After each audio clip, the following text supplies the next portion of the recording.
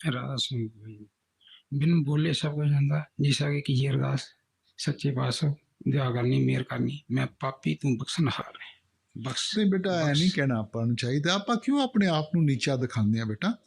ਪਿਆਰ ਵਿੱਚ ਉਹ ਸਾਨੂੰ ਚੁੱਕਣ ਵਾਸਤੇ ਆਂਦਾ ਹੈ, ਸਾਨੂੰ ਨੀਚੇ ਦਿਖਾਉਣ ਵਾਸਤੇ ਨਹੀਂ ਆਂਦਾ।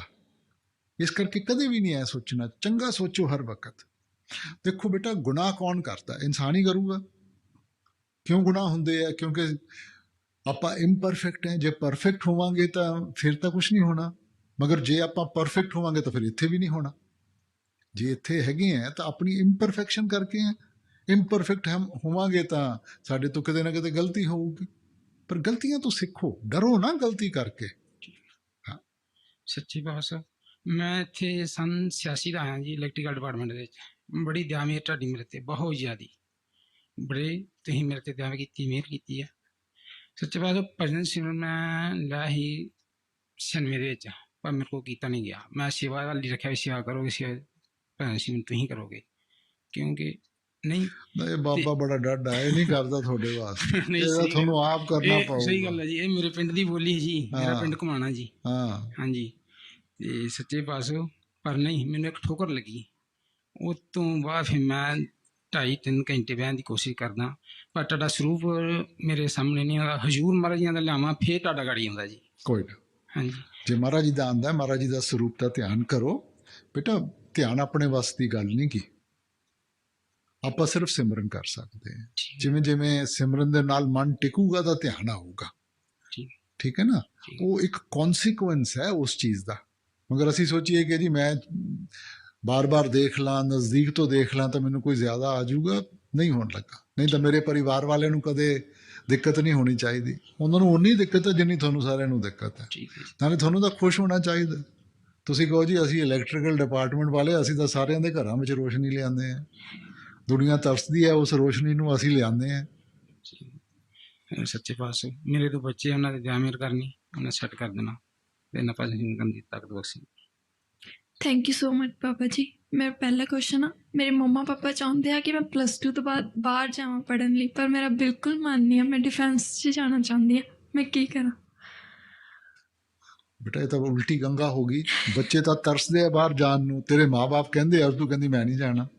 ਬੇਟਾ ਹਾਲੇ ਤਾਂ ਬਥੇਰੀ ਉਮਰ ਪਈ ਹੈ, ਕਰੋ ਉਹ, ਸੁਣੋ ਉਹਨਾਂ ਦੀਆਂ ਗੱਲਾਂ ਵੀ ਔਰ ਆਪਣੇ ਮਨ ਦੀ ਵੀ, ਔਰ ਫਿਰ ਉਹ ਕਰੋ ਜੋ ਤੁਹਾਨੂੰ ਚੰਗਾ ਲੱਗਦਾ, ਕਿਉਂਕਿ ਫਿਰ ਆਪਾਂ ਉਹਨੂੰ ਨਿਭਾ ਪਾਵਾਂਗੇ ਬੇਟਾ। ਠੀਕ ਹੈ ਨਾ? ਮਾਂ-ਬਾਪ ਵੀ ਕੁਝ ਸੋਚ ਸਮਝ ਕੇ ਹੀ ਤੁਹਾਨੂੰ ਸਮਝਾਉਂਦੇ ਹੋਣਗੇ ਬੇਟਾ, ਉਹਨਾਂ ਨੂੰ ਹਾਂ ਕਰ ਦਿਆ ਕਰ। ਜਦੋਂ ਤੂੰ ਉਸ ਮੁਕਾਮ ਤੇ ਪਹੁੰਚੀ, ਹਾਂ, ਉਦੋਂ ਸੋਚਾਂਗੇ। ਸੈਕਿੰਡ ਕੁਐਸਚਨ ਆ ਬਾਬਾ ਜੀ, ਮੇਰਾ ਭਰਾ ਬੜਾ ਸ਼ਰਾਰਤੀ ਆ, ਬਿਲਕੁਲ ਨਹੀਂ ਪੜ੍ਹਦਾ। ਸੇਵਾ ਤੇ ਰਾਤੀ 1 ਵਜੇ ਚੱਲ ਜੂਗਾ ਤੇ ਸੌਣ ਲੱਗਿਆ 9 ਵਜੇ ਸੋ ਜੂਗਾ, ਜੇ ਪੜ੍ਹਨਾ ਹੋਵੇ ਤੇ। ਮੇਰੇ ਨਾਲ ਲੜਦਾ ਵੀ ਬੜਾ। ਉਹ ਬੇਟਾ ਅੱਗੇ ਜਾ ਕੇ ਵੱਡੀ ਹੋਏਗੀ ਨਾ, ਇਹੀ ਗੱਲਾਂ ਯਾਦ ਕਰਿਆ ਕਰੇਂਗੀ, ਇਹਨਾਂ ਨਾਲ ਹੀ ਪਿਆਰ ਵੱਧਦਾ ਹੈ।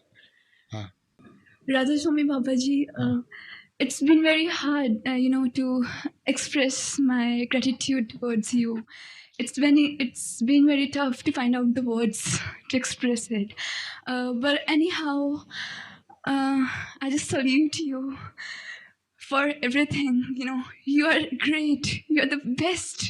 नहीं बेटा, love never needs to be expressed. Love has to be felt.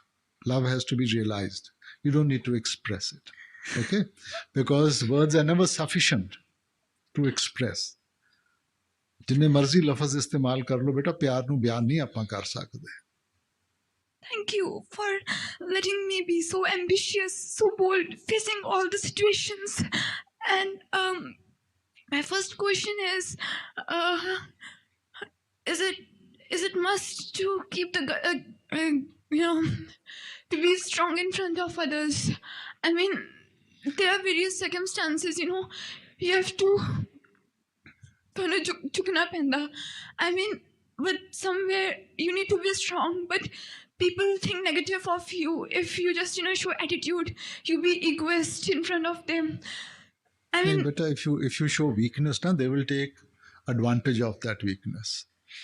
You should only let your guard down in front of your parents, not in front of others. So I know, even if it is the strength is not there, but still That will help you in life. Because if you are weak, beta, everybody will take advantage. If you show strength, then nobody can take advantage of that. So these are lessons of life that we need to learn, beta. Baba Ji, have mercy on me. Bas, thank you very much. Brother. ਤੁਹਾਡੀ ਸ਼ਿਕਾਇਤ ਕਰਨ ਆਈ ਹਾਂ ਤੁਹਾਡੇ ਕੋਲੇ ਤੂੰ ਮੇਰੇ ਦਰਦ ਦਿਆ ਹੈ ਤੁਮ ਹੀ ਦਵਾ ਦੇਣਾ ਗਰੀਬ ਜਾਨ ਕੇ 43 ਸਾਲ ਹੋ ਗਏ ਇਸ ਅੱਗ ਵੱਜਦੀ ਨੂੰ ਇਹ ਅੱਗ ਨਾ ਮੈਨੂੰ ਜੀਣ ਦਿੰਦੀ ਆ ਨਾ ਮਰਨ ਦਿੰਦੀ ਆ ਨਾ ਚੁੱਪ ਰਹਿਣ ਦਿੰਦੀ ਨਾ ਬੋਲਣ ਦਿੰਦੀ ਨਾ ਜਿਉਂਦਾ ਛੱਡਿਆ ਨਾ ਮਰਨ ਜੋਗਾ ਛੱਡਿਆ ਉਹ ਇਹੀ ਤਾਂ ਅੱਗ ਦਾ ਮਕਸਦ ਹੁੰਦਾ ਹੈ ਜੀ ਮੈਂ ਸ਼ਿਕਾਇਤ ਤੁਹਾਡੇ ਮਹਾਰਾਜ ਕੋਲੇ ਕਰੂੰਗਾ ਉਹ ਕਰ ਲੈ ਠੀਕ ਹੈ ਕੋਈ ਨਾ ਨਹੀਂ ਗਲਤ ਹੋ ਰਿਹਾ ਮੈਂ ਨਾ ਦੋ ਧੱਕਾ ਹੋ ਰਿਹਾ ਮੈਂ ਕੀ ਕਰਾਂ ਜੀ ਨਹੀਂ ਬੇਟਾ ਧੱਕਾ ਨਹੀਂ ਹੁੰਦਾ ਜ਼ਿੰਦਗੀ ਵਿੱਚ ਆਪਣਾ ਨਜ਼ਰੀਆ ਹੁੰਦਾ ਜੀ ਠੀਕ ਹੈ ਨਾ ਹਰੇਕ ਨੇ ਆਪਣੇ ਨਜ਼ਰੀਏ ਦੇ ਨਾਲ ਸਾਰੀਆਂ ਚੀਜ਼ਾਂ ਨੂੰ ਦੇਖਣਾ ਜੀ ਦੂਜਾ ਆਪਣੇ ਨਜ਼ਰੀਏ ਦੇ ਨਾਲ ਦੇਖਦਾ ਜੀ ਠੀਕ ਹੈ ਸੋ ਬਜਾਏ ਇਹਦੇ ਕਿ ਆਪਾਂ ਦੁਨੀਆ ਦੇ ਨਾਲ ਲੜੀਏ ਆਪਾਂ ਮਨ ਦੇ ਨਾਲ ਮੈਂ ਦੁਨੀਆ ਨਾਲ ਨਹੀਂ ਲੜ ਰਿਹਾ ਸਿਰਫ ਤੁਹਾਡੇ ਨਾਲ ਲੜਾਈ ਮੇਰੀ ਕਿਸੇ ਨਾਲ ਲੜਾਈ ਹਾਂ ਮੇਰੇ ਨਾਲ ਲੜ ਲਿਆ ਜੀ ਅੱਜ ਮੈਂ ਗੁੱਸਾ ਕੱਢਣਾ ਸਾਰਾ ਤੁਹਾਡੇ ਨਾ ਤੇ ਜਿੰਨਾ ਮਰਜ਼ੀ ਕੱਢ ਲਾ ठीक है जी तुम इन्हें दर्द दी है ਮਾਰੀ ਨਾ ਪਰ नहीं मारदा जी अच्छा, फिर अगर बेवफा तुझको पहचान जाते खुदा की कसम हम मोहब्बत ना करते ਹਾਂ ਇਹ ਕੀ ਅੱਗ ਲੱਗੀ ਪਈ ਅੰਦਰ ਕੀ ਕਰਾਂ ਮੈਂ ਤਾਂ 40 ਸਾਲ ਦਾ ਬੇਟਾ ਜੇ ਅੱਗ ਨਾ ਹੁੰਦੀ ਦੇਖੋ ਮਨ ਬਹੁਤ ਤਾਕਤਵਰ ਹੈ ਜੀ ਮਨ ਨੂੰ ਜਿੰਨਾ ਚਿਰ ਕਿਸੇ ਚੀਜ਼ ਦੀ ਕਮੀ ਨਹੀਂ ਨਾ ਮਹਿਸੂਸ ਹੋਊਗੀ ਜੀ ਉਹਨੇ ਕੁਰਬਾਨੀ ਨਹੀਂ ਦੇਣੀ ਜੀ ਇਹ ਮਾਲਕ ਦੀ ਬਖਸ਼ਿਸ਼ ਹੈ ਜੀ ਸ਼ੇਖ ਫਰੀਦ ਨੇ ਕਿਹਾ ਸੀ ਨਾ ਵਿਰਹ ਆਖੀਏ ਵਿਰਹ ਤੂੰ ਸੁਲਤਾਨ ਜੀ ਇਹ ਜਿਹੜੀ ਵਿਰਹ ਹੈ ਇਹ ਜਿਹੜੀ ਸਾਡੇ ਅੰਦਰ ਅੱਗ ਹੈ ਜੀ ਇਹਨੇ ਹੀ ਸਾਨੂੰ ਅੱਗੇ ਵਧਾਉਣ ਦੀ ਤਾਕਤ ਦੇਣੀ ਹੈ ਜੀ ਜਿਹਦੇ ਵਿੱਚ ਚਾਹਤ ਹੀ ਨਹੀਂ ਜਿਹਦੇ ਵਿੱਚ ਅੱਗ ਹੀ ਨਹੀਂ ਉਹ ਕਿੱਥੋਂ ਮਿਹਨਤ ਕਰੂਗਾ ਬੇਟਾ ਜੀ ਸੋ ਇਸ ਤੋਂ ਵੱਡੀ ਉਹਦੀ ਬਖਸ਼ਿਸ਼ ਹੋਰ ਨਹੀਂ ਹੋ ਸਕਦੀ ਜੀ ਕਿ ਉਹਨੇ ਸਾਡੇ ਮਨ ਵਿੱਚ ਇਹ ਅੱਗ ਲਾਈ ਹੋਈ ਹੈ ਜੀ ਤਾਂ ਹੀ ਆਪਾਂ ਮਿਹਨਤ ਕਰਾਂਗੇ ਤਾਂ ਹੀ ਆਪਾਂ ਉਸ ਪਿਆਰ ਦੇ ਵਿਛੋੜੇ ਵਿੱਚ ਜੀ ਭਜਨ ਬੰਦਗੀ ਕਰਾਂਗੇ ਜੀ ਸੋ ਇਹ ਬੜੀ ਬਖਸ਼ਿਸ਼ ਹੈ ਉਹਦੀ ਸ਼ੁਕਰ ਕਰੋ ਉਹਦਾ ਜੀ ਸ਼ੁਕਰ ਤਾਂ ਕਰਾਂ ਲੇਕਿਨ ਉਹ ਅੱਗ ਬਹੁਤ ਤੰਗ ਕਰੀ ਦਿਨ ਰਾਤ ਜੀ ਇਸੇ ਕਰਕੇ ਭਜਨ ਬਰਦਾਸ਼ਤ ਨਹੀਂ ਹੋ ਸਿਮਰਨ ਰਹੀ ਜੀ। ਤਾਂ ਹੀ ਤਾਂ ਭਜਨ ਸਿਮਰਨ ਹੋਊਗਾ ਉਹ ਬੇਟਾ ਭਾਜੀ ਸੌਰ ਦੇ ਸਿਆਪੇ ਪਏ ਆ ਜੀ ਭਾਜੀ ਦਾ ਪੌੜਾ ਪਿਆ ਸਾਰਾ ਨਹੀਂ ਕੀ ਕਰਾਂ ਜੀ ਇਹ ਬੇਟਾ ਪਰਖਾਂ 'ਚ ਪੈਂਦੇ ਆ ਨਾ ਆਪਾਂ ਚੰਗਾ ਅੱਜ ਚੰਗਾ ਹੋ ਗਿਆ ਅੱਜ ਮਾੜਾ ਹੋ ਗਿਆ ਭਜਨ ਸਿਮਰਨ ਚੰਗਾ ਮਾੜਾ ਨਹੀਂ ਹੁੰਦਾ ਜੀ ਭਜਨ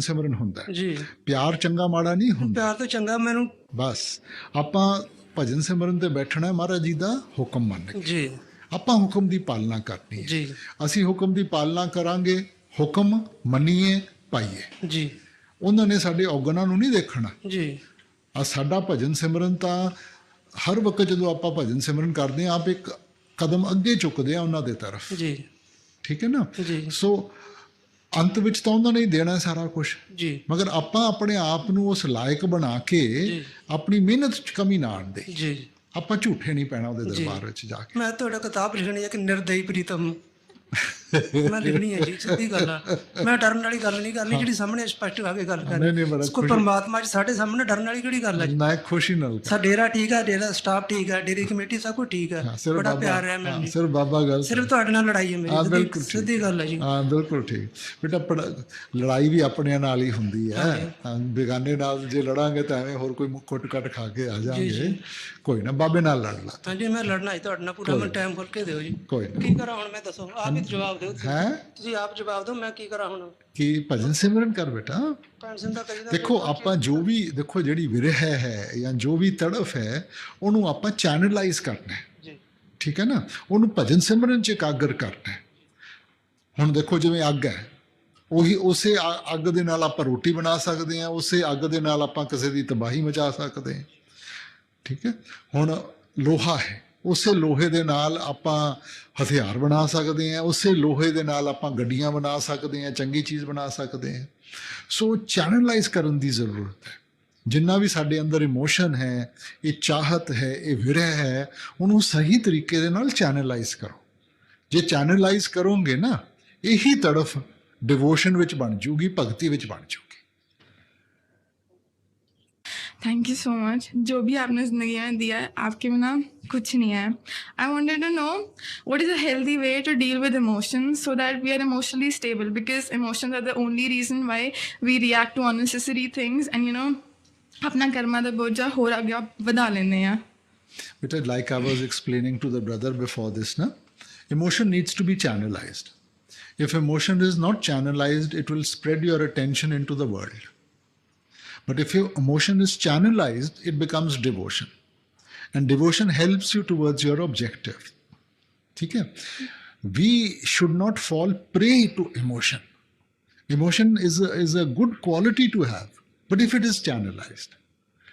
But if we fall prey to emotion, then that weakens us. And in that weakness, we will take certain steps which will put more karmas on us. And what are the few principles we need to follow to be a good person and live a good life? Just be a good human being. Be a good human being, beta. The essential of Paramaarth, Santmat, spirituality is how to learn to be a good human being. Try not to hurt anybody. Try and be kind to everybody, compassionate to everybody. ठीक है ना? What if the expectation that people build on us are hurt, but it was not our intention to hurt them purposely? Is it our fault ultimately? बेटा देखो, expectation तो होगी. Whether me or you have a certain expectation. You and I have an expectation. Wanting all of you to do bhajan simran every day, isn't that an expectation? That's also an expectation. Na? One expectation तो होगी. But we should understand that whatever we desire is not going to be 100% fulfilled. If everybody's desires are fulfilled out here, there'll be chaos in the creation. So sometimes there will be and sometimes there won't be. Now, all pain and suffering comes from expectation. We expect too much better. Now, just like we cannot fulfill others' expectation 100%, neither can they fulfill our expectations 100%. Sometimes they will, sometimes they won't. So that's the balance we have to keep. You do your best, and after that, it's not in your hands. Thank you, Baba ji. हौसला दियो, मैं top करना वा, ताड़ी गोल होना वा, रासन Rasim बाबा जी